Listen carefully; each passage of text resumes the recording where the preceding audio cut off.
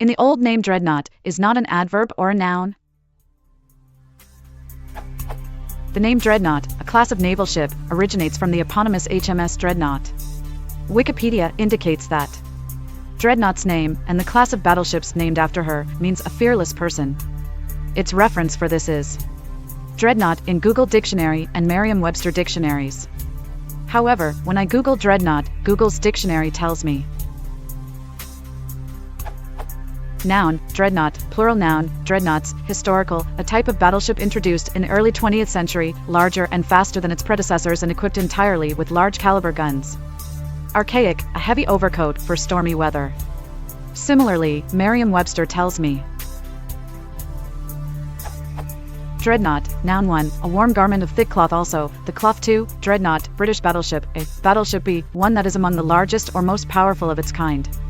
It seems to me that the word is composed of two somewhat archaic words, dread and knot. I believe that in this usage, dread means fear, and knot is one variant spelling of the noun knot, meaning nothing. So one might update the word to fears nothing.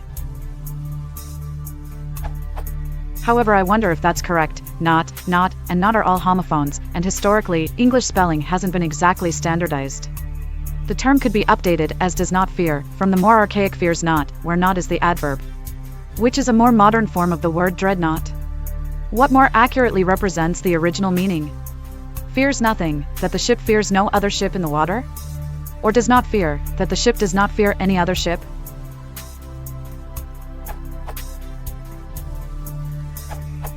Apart from the use as a name for Martin guitar, I've never seen it refer to anything but the ship. But the meaning is clearly fears nothing. As Edwin Ashworth points out, nothing is the direct object of fears. Etymonline tells us, Dreadnought, literally one who or that which fears nothing. From the verbal phrase, dread ich now it is attested from c. 1200, c. dread, v, plus naught, n. As a synonym for battleship, 1916, it is from a specific ship's name. Dreadnought is mentioned as the name of a ship in the Royal Navy as early as c. 1596, but the modern generic sense is from the name of the first of a new class of British battleships, based on the all-big gun principle, armed with 10 big guns rather than 4 large guns and a battery of smaller ones, launched February 18, 1906. Dread.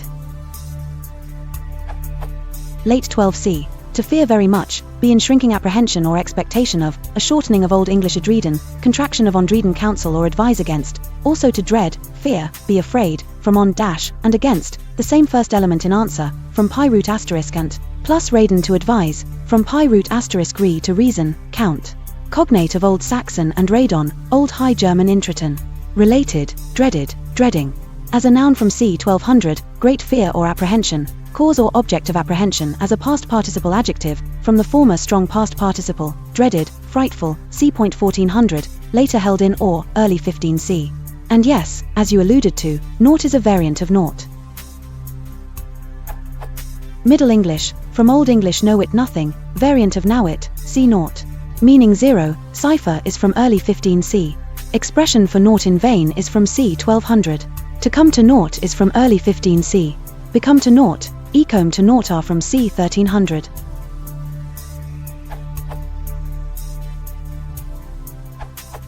As you surmise, dreadnought originates as a compound of dread and naught is a noun, so the original meaning was something like shies from nothing.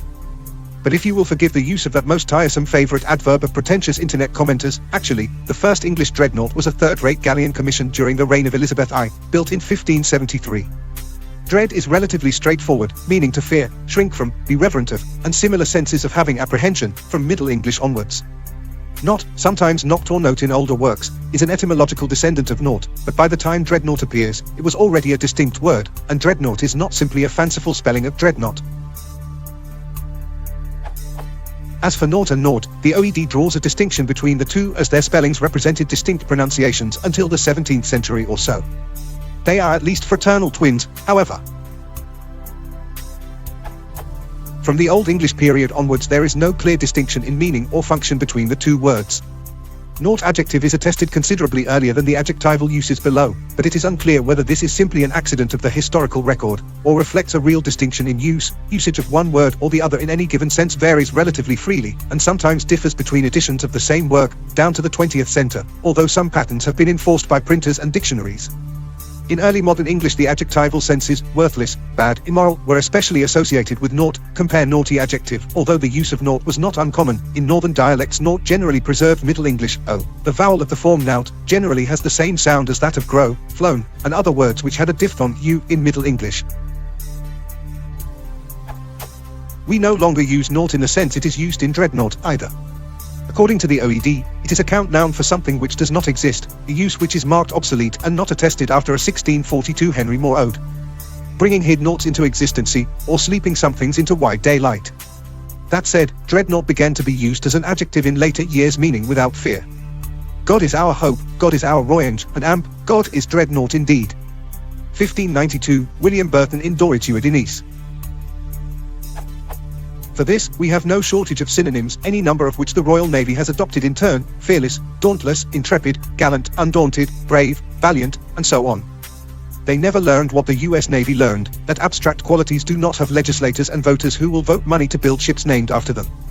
I would add that the cloth known as dreadnought was contemporaneously known as furnought, and in fact the earliest OED entry for furnought predates dreadnought by more than 2 decades.